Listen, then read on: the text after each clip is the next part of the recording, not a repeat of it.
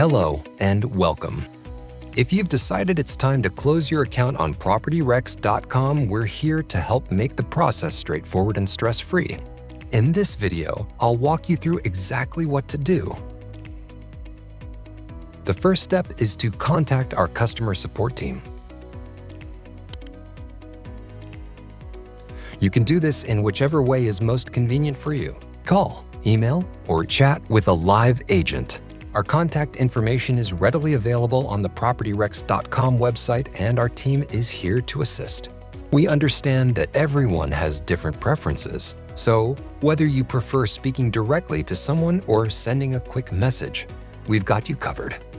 Once you reach out, simply let us know that you'd like to close your account. It's as simple as that. Just say, "I'd like to close my account," and we'll handle the rest. Our support representatives will confirm your request and ensure everything is processed smoothly. There's no need for long explanations or complicated steps. We value your time and want to make this process as efficient as possible.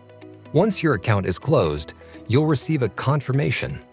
If you have any questions or need further assistance along the way, our team is always available to help.